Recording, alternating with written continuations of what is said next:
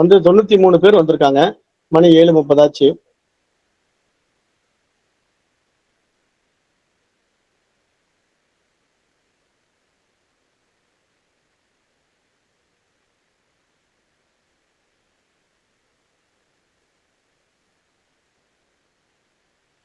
சரி, வகுப்பை தொடங்கலாம்.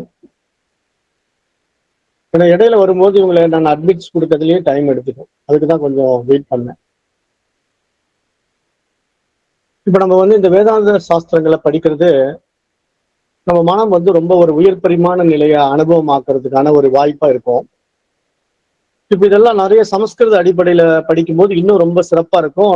நிறைய பேருக்கு சமஸ்கிருதம் தெரியாதுங்கிறதுனால நான் தமிழ் எடுத்துட்டு இருக்கேன். இப்ப நம்ம வகுப்பு தொடங்கலாம். டைம் ஆயிடுச்சு. 7:32 ஆச்சு. அறிவோம். அனைவருக்கும் நமஸ்காரம். இப்ப நம்ம வேதாந்த வகுப்புல பயணிக்கிறோம். இப்ப இந்த பாடத்திட்டங்கள் எல்லாம் வந்து பாத்தீங்கன்னா நம்மள வந்து அந்த உயர் பரிமாண அறிவு நிலைக்கு உயர்த்துவதற்கான பாடங்கள். இப்ப வேதாந்தமா என்ன சொல்ல வருதுன்னா அந்த தூய அறிவை வந்து நமக்கு காட்டி கொடுக்கும். அது நான் தான் அப்படின்னு நமக்கு காட்டி கொடுக்கறதா இந்த பாடத்திட்டத்தினுடைய முக்கிய நோக்கம். அந்த வேதத்தினுடைய இறுதி பகுதி தான் இப்ப நம்ம வேதாந்தம் அப்படின்னு பாக்குறோம். அதை நம்ம ஒவ்வொரு பாட நூல்கள்லயும் தொடர்ந்து பயணம் பண்ண போறோம். இப்ப இதுல இன்றைக்கு நம்ம பார்க்க இருக்கிற சப்ஜெக்ட் எடுத்துக்கிட்டீங்கன்னா இந்த குரு ஸ்தோத்திரம் இருக்கு. பொதுவா ஒரு பாடத்திட்டங்கள் நம்ம படிக்க உள்ள வரணும் அப்படின்னா குருவை வழிபாடு பண்ணிட்டு வரணும். இப்ப இந்த ஸ்கிரீன் தெரியுதா உங்களுக்கு நான் அனுப்பிச்சது?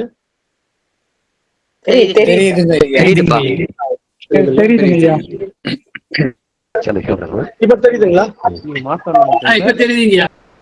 இப்ப முதல்ல வந்து குரு ஸ்தோத்திரம் வந்து நம்ம பிரேயர் பண்றது எப்படி அப்படின்னா இப்ப முதல் பாடல். இப்ப இந்த பாடல் நம்ம எல்லாமே பாட போறது இல்லை, டைம் பத்தாது. முதல் பாடல் மட்டும் எடுத்துக்கலாம். எல்லாரும் கொஞ்சம் அமைதியான மனநிலைக்கு வாங்க. அகண்ட மண்டலாகாரம் வியாப்தம் ஏன சராச்சரம் தத்பதம் தர்சிதம் ஏன தஸ்மை ஸ்ரீ குரவே நமஹ. இப்படிதான் இந்த பாடல் வந்து பாடப்படணும். இப்படியே அந்த முறையா இந்த பாடல் நம்ம பாட பாட பாட பாட நம்ம மனசு வந்து அப்படியே அந்த ஒருநிலைத்தன்மைக்குள்ள போகும். அப்படிதான் அந்த குரு பக்தி, அந்த குரு பிரார்த்தனை தான் நமக்கு வந்து இந்த சாஸ்திரத்தை உள்ள கொண்டு போகும். அப்ப அதனால நம்ம மானசீகமா குருவை வழிபாடு பண்ணிட்டு தான் எப்பயுமே பாடங்களை படிக்க தொடங்கணும். அப்ப அதனால நம்ம இன்றைக்கு இந்த பாடத்தை குரு வணக்கத்தோட தொடங்குறோம். இப்போ அடுத்த நம்ம இந்த பாடத்துல நம்ம என்ன பார்க்க போறோம் அப்படின்னா இப்ப நேற்றைய வகுப்புல வந்து இந்த தன்னை அறியும் தத்துவங்கள்ல சில விஷயங்களை நான் வந்து சொன்னேன். இப்ப இந்த தன்னை அறியும் தத்துவங்கள்ல முதல்ல நம்ம வந்து இந்த பிரபஞ்ச தத்துவம்னா என்ன அப்படின்னு தெரிஞ்சுக்கணும். இப்ப பிரபஞ்ச தத்துவம் அப்படின்னா இறைவன் படைக்கும் முன்பு இந்த பிரபஞ்சம் பெயர் உருவமற்று சுத்த வெளியாய் நிர்குணமாய் சின்மாத்திர பரபிரமமாக இருந்தது. அதிலிருந்து பிரம்மையினால் காணல் நீர் தோன்றுவது போல மூல பிரகிருதி என்னும் மாயை முதலில் பரபிரம்மத்திடமிருந்து தோன்றியது. அந்த மூல பிரகிருதியிடமிருந்து வெண்மை, சிவப்பு மற்றும் கருப்பு என்ற 3 வர்ணங்களுடன் கூடிய 3 சக்திகள் உருவாயிற்று. அப்படிங்கிறது தான் இங்க பிரபஞ்ச தத்துவம். இது உங்களுக்கு நல்ல தெளிவா புரியும் நினைக்கிறேன். இப்ப இதில் வெண்மை நிறம் தான் வந்து மாயா சக்தி, சிவப்பு நிறம் வந்து அவித்யா சக்தி, கருப்பு நிறம் வந்து ஆவரணம் விட்சேபம் என்ற 2 சக்திகளாக பிரிந்தது என்று நம்ம இங்க பாக்குறோம். அதாவது இப்ப நான் படிச்சுக்கிட்டு இருக்கிற இந்த பாடம் வந்து பிரபஞ்ச உற்பத்தி, அதாவது இந்த உலகம் எப்படி தோன்றியது அப்படிங்கிறத இந்த சாஸ்திரம் சொல்லுது. வேதாந்த சாஸ்திரம் தான் இதை முன்னிறுத்தோம். அப்ப முதல்ல வந்து என்ன நடந்தது இங்க கவனிங்க. இறைவன் படைக்கும் முன்பு இந்த பிரபஞ்சம் பெயர் உருவமற்று சுத்த வெளியாய் நிர்குணமாய் சின்மாத்திர பரபிரம்மமாய் இருந்தது அப்படிங்கிறது இங்க சொல்லுது பாத்தீங்களா. அப்ப இங்க உலகம் தோன்றுவதற்கு காரணமா முதல்ல என்ன இருந்திருக்கும்? இறைவன் மட்டும் இருந்திருக்கான். ஆனா அந்த இறைவன் எப்படி இருந்திருக்கிறான்? சுத்த வெளி, அங்க ஒன்றுமே இல்லை. நிர்குணம், அவங்கிட்ட எந்த குணங்களும் இல்லை. சின்மாத்திர வடிவம், சின்மாத்திர பரபிரம்மம். அதாவது அதையே தான் உணர்ந்து கொண்டிருக்கிற தன் சுயத்துல, தன்னுடைய சொரூபத்துல இருந்து கொண்டே இருக்கிறான். அப்படிப்பட்ட ஒரு ஆனந்த வைபவத்துக்குள்ள இறைவன் வந்து இருக்கின்ற அந்த நிலையில அதிலிருந்து பிரம்மையினால் காணல் நீர் தோன்றுவது போல மூல பிரகிருதி என்னும் மாயை முதலில் பரபிரம்மத்திடமிருந்து தோன்றியது அப்படின்னு நீங்க சொல்லுது பாத்தீங்களா? அப்ப நீங்க என்ன புரிஞ்சுக்கணும்? காணல் நீர் தோன்றுவது போலங்கிற ஒரு வார்த்தையை வந்து நீங்க மறந்துடக்கூடாது. ஏன்னா இங்க வந்து வேதாந்த சாஸ்திரம் சொல்லுகின்ற விஷயம் வந்து அப்படி இறைவனிடத்திலிருந்து இந்த உலகம் உண்டாகி விட்டது அப்படின்னு சொல்லிட்டா நம்ம என்ன நினைச்சுக்கலாம்? ஓ, உலகம் உண்மையிலேயே உண்டாகி இருக்கு அப்படின்னு நம்ம புரிஞ்சுக்கலாம். ஆனா இங்க பிரபஞ்ச தத்துவத்துல காணல் நீர் தோன்றுவது போலன்னு சொல்லும் போது நீங்க என்ன புரிஞ்சுக்கணும்? இருப்பது போல இருக்கு, ஆனா விசாரித்து பார்த்தா இல்ல. இப்ப நாங்க வண்டியில போயிட்டு இருக்கிறோம், தூரத்துல பார்த்தா ஒரு நீரோடை ஓடுற மாதிரி தெரியுது ரோட்ல. அடடா, என்னடா ரோட்லயே தண்ணி போயிட்டு இருக்கு, ஏதோ பைப் உடைஞ்சு போயிட்டு இருக்கோம் அப்படின்னு சொல்லிட்டு நம்ம கார்ல போயிட்டு பக்கத்துல போய் பார்த்தா அங்க வெறும் காணல் நீர், தண்ணி இல்ல. அந்த அனல்ல பார்த்தா தண்ணி ஓடிட்டு இருக்கிற மாதிரி தெரியுது. அப்போ அது வந்து எப்படி ஒரு பிரம்மை தானே. பிரம்மைனா மனம் மயக்கம்.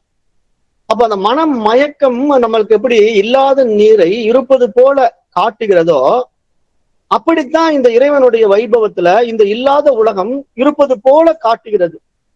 அப்ப இதைத்தான் வந்து சாஸ்திரம் என்ன சொல்லுதுன்னா மாயை அப்படிங்கிறது, மூல பிரகிருதி அப்படின்னு பேர் கொடுத்திருக்கு.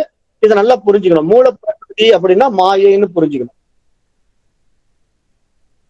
அப்ப இங்க அந்த மூல பிரகிருதி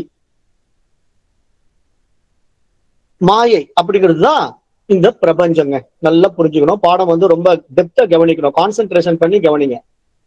அப்ப இந்த பிரபஞ்சம் தோன்றும் பொழுது 3 விஷயங்கள் வந்து மாயையின் இடத்துல இருந்து, அந்த மூல பிரகிருதியின் இடத்துல இருந்து வெளிப்பட்டது என்று அடுத்தது சொல்லுது பாருங்க. அந்த விஷயம் என்ன அப்படின்னா, மூல பிரகிருதியிடமிருந்து வெண்மை, சிவப்பு மற்றும் கருப்பு என்ற 3 வர்ணங்களுடன் கூடிய 3 சக்திகள் வெளிப்பட்டன அப்படின்னு சொல்லுது பாத்தீங்களா? 3 சக்திகள் வெளிப்பட்டிருக்கு. அப்ப இந்த 3 சக்திகளை இப்ப நீங்க இன்றைக்கு பாடத்திட்டத்துல எப்படி புரிஞ்சுக்கணும்னா, ஏதோ 3 கலர் வந்திருக்கு அப்படிங்கிற அளவுக்கு புரிஞ்சுக்குங்க.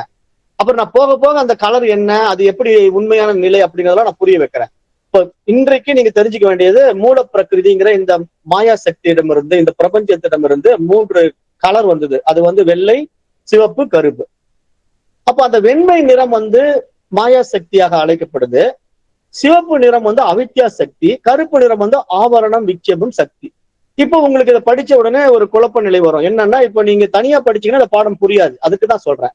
இப்ப மாயா சக்திங்கிறது எல்லாருக்கும் புரியும். மாயானா ஏதோ அப்படியே தோன்றி மறையுது, அப்படியே கண்கட்டி வித்த, அதனால மாயை அப்படின்னா நம்மளால புரிஞ்சுக்க முடியும். இப்ப அவித்யான்னா புரியாது இல்ல. அவித்யானா என்ன? இப்ப அவித்யா அப்படிங்கிற வார்த்தை தமிழ்ல என்னன்னா அறியாமை. அப்போ இங்க ஒரு மாயை தன்மையும் தோன்றியது, ஒரு அறியாமை தன்மையும் தோன்றியது. அது மட்டும் இல்ல, அந்த சிவப்பு நிறத்தின் மூலமாக தோன்றிய அறியாமையோட கருப்பு நிறத்துல ஆவரணம் விக்ஷேபம் என்ற 2 சக்திகள் வெளிப்பட்டன. அப்ப இங்க ஆவரணம் விக்ஷேபம் அப்படின்னா என்னன்னா, தோன்றும் சக்தி, மறைக்கும் சக்தி. இதுதான் ஆவரணம் விக்ஷேபம் அப்படின்னு இங்க சாஸ்திரம் புரிய வைக்கும். அப்ப இங்க இந்த மாதிரி சக்திகள் வெளிப்பட்டு இந்த பிரபஞ்சம் இயக்கத்துக்கு வரும்போது, அந்த மாயா சக்தி சத்துவ குண பிரதானமாக கொண்டுள்ளதால் அதில் உண்டாக்கிய பிரதிபிம்பத்துக்கு பேரு தான் ஈஸ்வரன் பேரு. இப்ப நிறைய பேருக்கு வந்து ஈஸ்வரன்னா என்னன்னு தெரியாது. ஃபர்ஸ்ட் வந்து நீங்க இந்த உபனிஷத் கிளாஸ் படிக்க வந்த உடனே ஈஸ்வரன் உடனே உங்க மைண்ட் எப்படி சிந்தனை பண்ணோம்? சிவபெருமான சிந்தனை பண்ணோம், இல்லைன்னா மகாவிஷ்ணுவை சிந்தனை பண்ணோம். அப்ப ஈஸ்வரன் அப்படின்னா உங்க மைண்ட் வந்து ஒரு தெய்வீக உருவத்தை உண்டு பண்ணிக்கும். ஆனா சாஸ்திரம் என்ன சொல்றதுன்னா, சத்துவகுணம் மாயா சக்தியிடமிருந்து வெளிப்பட்ட சத்துவகுண பிரதானத்தை யார் வச்சுக்கிட்டு இருக்காங்களோ அது உண்டாக்கிய பிரதிபிம்பம். அது உண்மை கிடையாது, அது ஒரு பிரதிபிம்பம் தான் இங்க ஈஸ்வரன் என்று சொல்லப்படுகிறது அப்படிங்கிறத நல்லா புரிஞ்சுக்கணும். ஏன்னா இது எப்படிங்க பிரதிபிம்பம் அப்படின்னா, எதுல இருந்துங்க பிரதிபிம்பிக்குது, எந்த இடத்துல பிரதிபிம்பிக்குது? நல்லா பாருங்க. மாயா சக்தி சத்துவகுணம் பிரதானமாக கொண்டுள்ளதால் அதில் உண்டாகிய பிரதிபிம்பம். அப்ப மாயா சக்தியிடமே இருந்து ஒரு சக்தி வெளிப்படுறது இல்லையா, அந்த மாயா சக்தியே ஒரு மாய. அந்த மாயையிடமே என்ன பண்றா? பிரதிபிம்பிக்குது. அப்படி பிரதிபிம்பிக்கும் போது ஒரு ஈஸ்வரன் அங்க வெளிப்படுறான். அதுக்கு பேர் வந்து ஈஸ்வர சக்தி என்று பெயர். ஈஸ்வர சக்தின்னு சொன்னா என்ன, அந்த ஈஸ்வரன்னா என்னங்க அப்படின்னு கேட்டா, ஈஸ்வரன் கிட்ட 3 சக்தி இருக்குங்க. ஆக்கல், காத்தல், அழித்தல். பாருங்க, அடுத்த லைன்ல சொல்றது பாருங்க. ஆக்கல், காத்தல், அழித்தல் என்ற 3 தொழிலை செய்யக்கூடிய பிரம்மதேவனாகவும், விஷ்ணுவாகவும் மற்றும் மகேஸ்வரனாகவும் இந்த 3 நபர்களாக நமக்கு சுட்டிக்காட்டப்படுகின்ற அந்த மூவருமே உண்மையில் யார் தெரியுமா? சக்தி தான். அந்த சக்திக்கு பேர் தான் ஈஸ்வரன். இப்ப புரியணும். அதாவது இது வந்து நீங்க ஈஸ்வரன் அப்படின்னா ஒரு பர்டிகுலரா போய் சிவபெருமான கற்பனை பண்ணிக்க கூடாது. ஈஸ்வரன் அப்படின்னா விஷ்ணுவை கற்பனை பண்ணிக்க கூடாது. ஈஸ்வரன் அப்படின்னா 3 சக்திகளுடைய ஒரு தொகுப்பு அப்படின்னு புரிஞ்சுக்கணும். வகுப்புக்கு கொஞ்சம் சீக்கிரம் வாங்க. இடையில வந்தீங்கன்னா கிளாஸ் டிஸ்டர்ப் ஆகும். அப்ப இங்க பாருங்களேன், ஈஸ்வரன் அப்படின்னா ஆக்கல், காத்தல், அழித்தல் என்ற 3 தொழிலை செய்யக்கூடிய பிரம்மன், விஷ்ணு, மகேஸ்வரன் ஆகிய மூவரும் தான் ஈஸ்வரன் என்று அழைக்கப்படுகிறார்கள் என்று நீங்க நல்ல பாடத்துல உள்வாங்கிக்கணும். அப்ப அடுத்த வரி என்ன சொல்றதுன்னா, பிரம்மத்திலிருந்து முதலில் தோன்றிய மாயையிலிருந்து அவித்தையும், அவித்தை அப்படின்னா என்ன? அறியாமை, அஜ்ஞானம் அப்படின்னு நான் முன்னே சொல்லிட்டேன். அந்த அஜ்ஞானத்திலிருந்து, அந்த அவித்தையிலிருந்து அகங்காரம் என்ற ஒன்று வெளிப்பட்டது இல்லையா? அது ஆவரணம், விக்ஷேபம் என்ற அடுத்த ஒரு சக்தியாக அங்க பிரிஞ்சுது. அதுதான் இங்க மேல பார்த்தோம் பாருங்க. 3 சக்தி. ஆவரணம், விக்ஷேபம். கருப்பு நிறம் ஆவரணம் விக்ஷேபம், சிவப்பு நிறம் அவித்யா சக்தி, வெள்ளை நிறம் மாயா சக்தி. அப்ப இந்த 3 சக்திகள் இப்படி வந்து வெளிப்படுறதுல அஜ்ஞானம்ங்கிற அறியாமை இருந்தது. அந்த அறியாமையிலிருந்து அகங்காரம் எழுந்தது. அந்த அகங்காரத்திலிருந்து தோன்றுகின்ற மறைகின்ற 2 ஆவரண விக்ஷேப சக்திகள் வெளிப்பட்டன. அப்ப இந்த ஆவரணம் விக்ஷேபம் என்றால் தோன்றி மறைகின்ற சக்தியில தன்மாத்திரைகள் வெளிப்பட்டது. அதுல இருந்துதான் தன்மாத்திரைகள் வெளிப்படும். தன்மாத்திரைகள் அப்படின்னா என்னன்னா சப்தம், ஸ்பரிசம், ரூபம், ரசம், கந்தம் அப்படிங்கிற 5 அனுபவங்கள். அதுக்கு என்ன அனுபவங்கள் நிகழுதுங்க? ஒலி அப்படிங்கிற ஒரு சவுண்ட், அதுதான் சப்தம். ஸ்பரிசம் அப்படின்னா என்ன? தொடு உணர்வு. அப்ப அந்த தொடு உணர்வுங்கிறது ஸ்பரிசம். ரூபம்னா என்ன? தோற்றம். ஒன்றை பார்க்கிறோம் அப்படின்னா நம்ம கண்களால் பார்க்கக்கூடிய ரூபம், அது தோற்றம். ரசம் அப்படின்னா நீர். கந்தம் என்றால் மனம். மனம்னா ஸ்மெல். அப்ப இந்த 5ம் சேர்ந்து தன்மாத்திரைகள் உண்டாகின அப்படின்னு இங்க தமிழ்ல நம்ம அதை மொழியாற்றம் பண்ணியிருக்கோம். அதாவது சமஸ்கிருத நூல்ல இருந்து தமிழ் மொழியாக்கம் நம்ம பண்ணியிருக்கோம். அப்ப இதுல இருந்து சூட்சமமாக கண்ணுக்கு தெரியாத என்னென்ன வந்ததுங்க? மண், நீர், நெருப்பு, காற்று மற்றும் ஆகாயம் என்ற பஞ்சபூதங்கள் தோன்றின. அப்ப இப்படிதான் இந்த பிரபஞ்சம் படைக்கப்படுது. இந்த பிரபஞ்சம் வந்து என்ன பண்ணுதுன்னா, இந்த எடுத்த உடனே பஞ்சபூதங்கள் உடனே வந்துடாது. அந்த பஞ்சபூதங்களை உருவாக்குகின்ற சக்தி வெளிப்படணும். அந்த சக்தி வெளிப்படும் போது அது எப்படி வெளிப்படுது? ஒளியாக வெளிப்படுது. ஒளியாக, ரூபம் என்றால் தோற்றம். அப்ப லைட். இங்க வந்து சப்தம் என்றால் சவுண்டு. இங்க ரூபம் என்றால் தோற்றம் என்றால் ஒளி, லைட். அப்ப இங்க ஒளி. அது மட்டுமா? புலன்களால் அறியக்கூடிய ஸ்மெல்லு, கண்களால் பார்க்கக்கூடிய தோற்றம், அப்புறம் நீர், இந்த மாதிரி தொடு உணர்வு எல்லாமே அந்த தன்மாத்திரைகள் மூலமாக இந்த பஞ்சபூத சக்தியாக மாறி இங்கு நமக்கு உண்டாகின என்று நம்ம முதல்ல இந்த பிரபஞ்ச படைப்பை பார்க்கிறோம். அப்ப மாயையினால் தோன்றிய பிரபஞ்சமும் மாயா சரீரமும் தோன்றி மறைந்து ஜீவன்கள் பிறப்பு இறப்புகளுக்கு ஆளாக்கி கொண்டே வரும். அப்ப எப்படின்னா இங்க இந்த மாதிரி பஞ்சபூதத்துல படைக்கப்பட்டவைகள் எல்லாமே மாயா சக்திங்கிறதுனால அது பிறப்பு இறப்புங்கிற ஒரு புரிதலுக்காக நம்ம வச்சுக்கிறோம். ஆனா உண்மையிலே இங்க பிறப்பு இறப்பு எப்படி இருக்குன்னா வேறு ஒரு பரிமாணத்துக்கு மாற்றம் அடைகிறது. அதாவது மாற்றம் ஒன்றே மாறாதது. அப்ப எப்படி அதை புரிஞ்சுக்கலாம்? இப்ப நீருங்கிற ஒரு பஞ்சபூதத்தை நீங்க பாக்குறீங்க இல்லையா? அந்த நீருங்கிற பஞ்சபூதத்தை நீங்க வெப்பப்படுத்தும் போது அது நீராவியாக மாறும். அப்ப நீராவியாக மாறும் போது அது காற்றுத்தன்மையை அடைந்து விடுகிறது.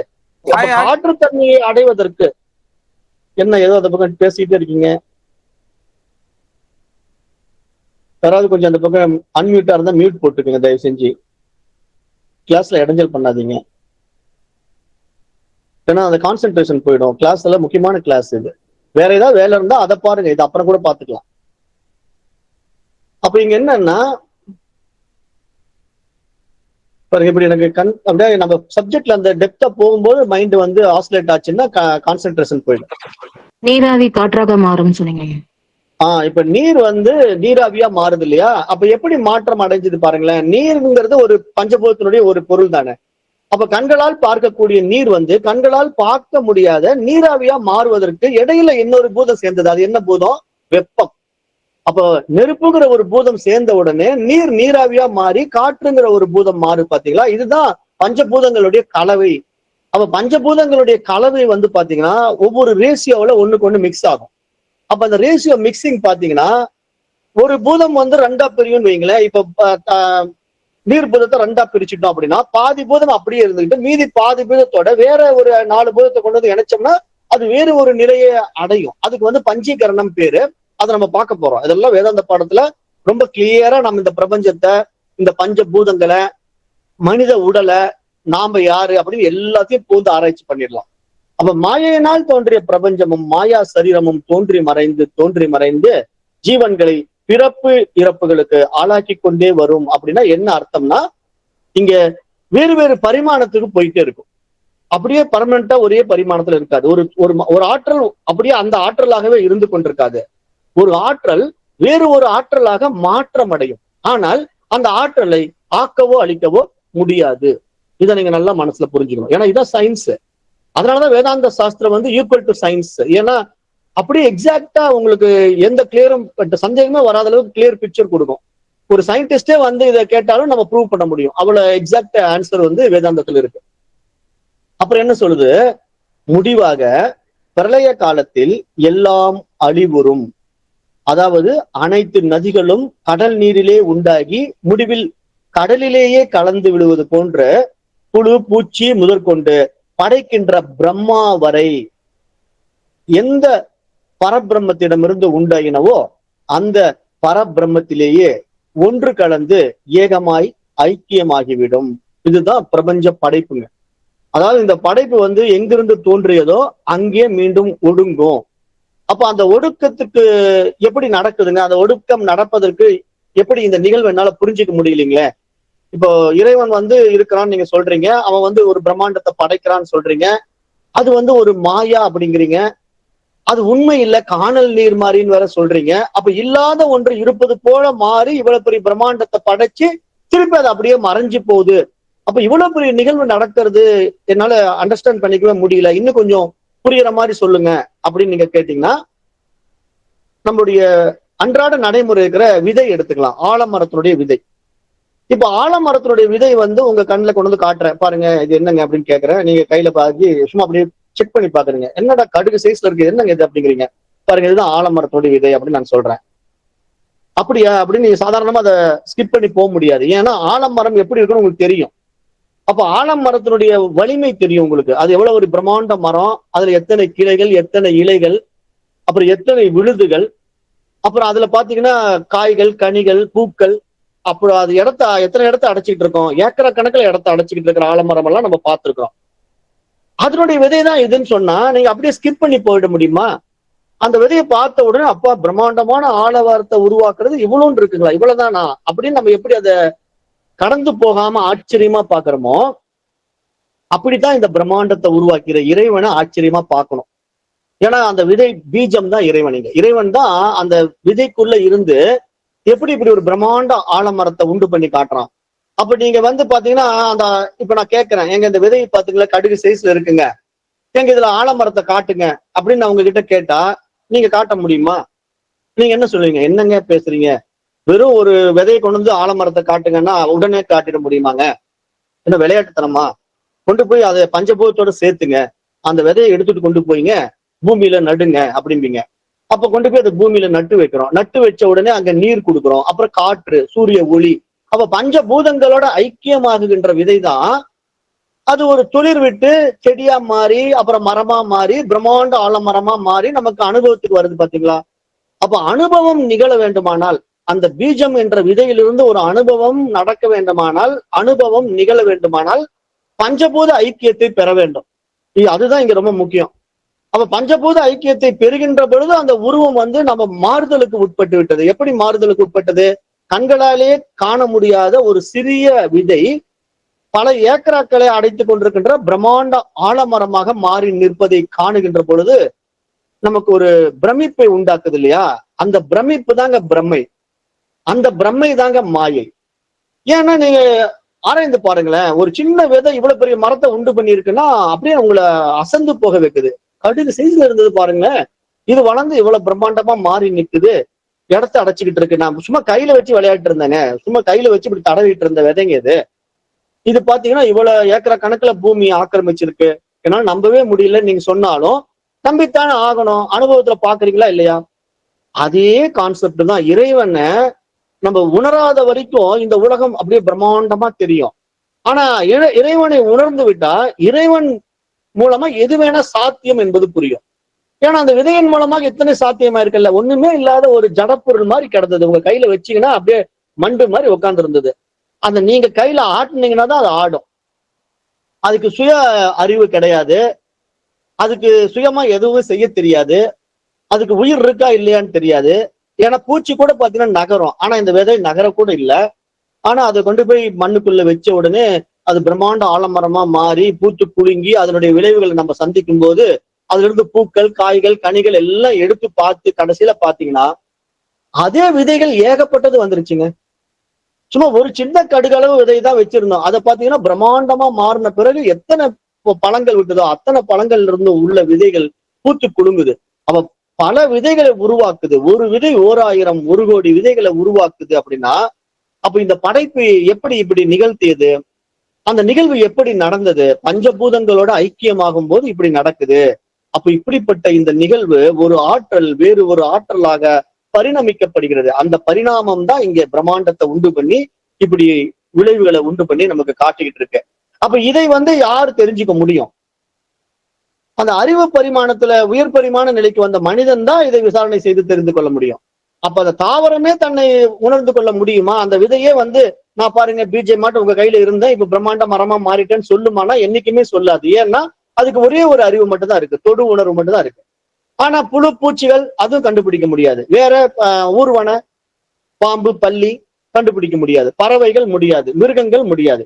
அப்ப மனிதன் தான் இதை விவேகத்தினால விசாரணை செய்து பார்த்து இந்த படைப்பின் சாராம்சம் எப்படி, இங்க உண்மையில் படைப்பு எப்படி இருக்கு, பஞ்சபூதங்களுடைய தன்மை என்ன, அப்ப இதுக்கெல்லாம் ஆதாரமாக இருக்கின்ற பரமன் யார், அப்ப அந்த பரமனுடைய படைப்பிலே நான் யார் அப்படிங்கிற கேள்விகளை எழுப்புகின்ற பொழுது நமக்கு எல்லாத்துக்கும் விடை கிடைக்கும். அப்ப அந்த விடை எப்படி கிடைக்கும்?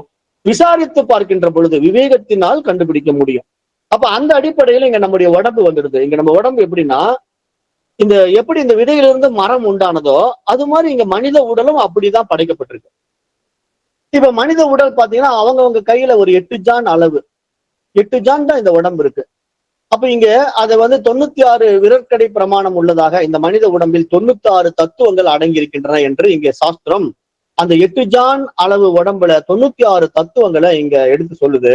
அந்த தத்துவங்கள் என்ன அப்படின்னா உடலின் வாசல்கள் 9, ஆன்ம தத்துவங்கள் 24, தாதுக்கள் 7, கோஷங்கள் 5, குணங்கள் 3, மலங்கள் 3, பிணிகள் அல்லது வியாதிகள் 3, ராகங்கள் அல்லது விகாரங்கள் 8, ஆதாரங்கள் 6, மண்டலங்கள் 3, நாடிகள் 10, வாயுக்கள் 10, அவத்தைகள் 5 என மொத்தம் 96 தத்துவங்கள் மனித உடல் உண்டாவதற்கு காரணமாக இருந்திருக்குங்க. அப்ப நீங்க இதை பார்த்த உடனே என்னங்க ஒண்ணுமே புரியல, 96 தத்துவங்கள் அப்படின்னா ஃபர்ஸ்ட் நாங்க தத்துவங்கள்லாம் என்னங்க அதுவே எங்களுக்கு புரியல அப்படின்னு நீங்க அடிப்படை விஷயத்தை கேட்டீங்கன்னா, இப்போ ஒரு ஆற்றல் வேறு ஒரு ஆற்றலாக பரிணமிக்கணும் அப்படின்னா அந்த ஆற்றலை விளக்குவதற்கான ஒரு விஷயம் வேண்டியதா இருக்குல்ல. இப்ப நெருப்புன்னு அப்படி நான் சொல்றேன் அப்படின்னா அந்த நெருப்புங்கிறத பற்றி ஒரு குணத்தை நான் உங்களுக்கு சொல்லணும். நெருப்புன்னா தொட்டா சுடுங்க, நீருன்னா அதை தொட்டா குளிர்ச்சியா இருக்கும் அப்படின்னு நம்ம உங்களுக்கு புரிய வைப்பதற்கான அதனுடைய குணங்களுடைய தன்மைகளை சுட்டி காட்டுவது எல்லாமே தத்துவங்கள் அப்படின்னு நம்ம பார்க்கிறோம். எல்லாமே அது தத்துவங்கள் அப்படின்னா அதை பற்றிய விரிவான விளக்கங்கள், அதை பற்றிய விரிவான விஷயங்கள் அப்படிங்கிறத நீங்க இங்க புரிஞ்சுக்கணும். அந்த அடிப்படையில இந்த உடம்புல 96 தத்துவங்கள் நம்ம மனித உடல் இருக்கு. அது என்னென்ன அப்படின்னு நம்ம பார்க்கும்போது இங்க பாருங்க உடலின் வாசல்கள் 9ன்னு பார்த்தோம் இல்லையா? அது என்னங்க உடம்புக்குள்ள 9 வாசல் அப்படின்னு கேட்டீங்கன்னா இங்க பாருங்க உடலின் வாசல் 9 என்னன்னா கண்கள் 2, காதுகள் செவி அதாவது 2 பக்கம் காதுகள் 2, மூக்கு துவாரங்கள் 2, வாய் 1, குறி, அப்புறம் குய்யம். அப்ப இது மாதிரி 9 வாசல் 9 ஓட்டைகள் நம்ம உடம்புல இருக்குங்க. அதான் 9 வாசல். அப்ப இந்த 9 வாசலை வச்சுக்கிட்டு தான் இந்த உடம்பு இயங்கிட்டு இருக்கு. கண்கள் வழியா ஓட்டை இருக்கு, காதுகள் வழியா ஓட்டை இருக்கு, மூக்கு வழியா ஓட்டை இருக்கு, நம்முடைய உறுப்புகள் மொழியா ஓட்டை இருக்கு, ஆசன வாயில ஒரு ஓட்டை இருக்கு. அப்ப இது எல்லாமே பாத்தீங்கன்னா இந்த உடம்பு 9 ஓட்டைகளை வச்சுக்கிட்டு ஒரு 9 வாசல்களோட நம்ம கிட்ட செயல்பாடு பண்ணிக்கிட்டு இருக்கு.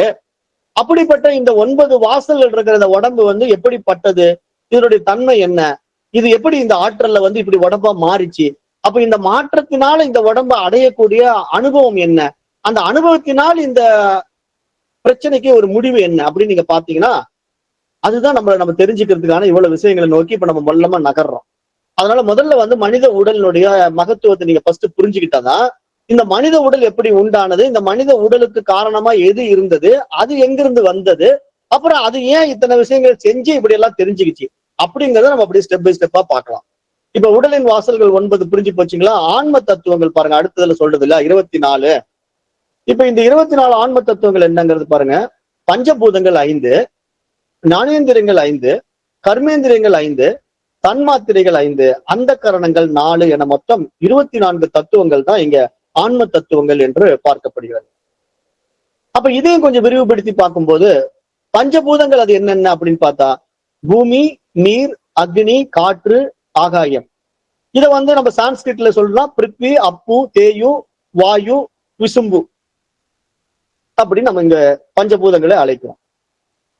அப்ப பஞ்சபூதங்களால் உடல் உண்டாதல் எப்படி உண்டாகுது அப்படின்னா, இப்ப நம்ம கண்ணுக்கு தெரிகின்ற இந்த உடம்பு இருக்கு இல்லையா, இது எப்படி மண், நீர், நெருப்பு, காற்று மற்றும் ஆகாயம் என்ற 5 பூதங்களும் உண்டாகி, பூதங்கள் 5இல் ஒவ்வொரு பூதத்திலிருந்து 2 பூதங்களாக பிரிந்து, அவைகள் பிரிந்த 2 விதமான பஞ்சபூதங்களில் ஒன்று அனைத்தும் சேர்ந்து சமஷ்டியாகவும், மற்றொன்று தனியாக பிரிந்து வியஷ்டியாகவும் இங்கே 5 பூதங்கள் நம்முடைய அனுபவத்துக்கு வருகின்றன.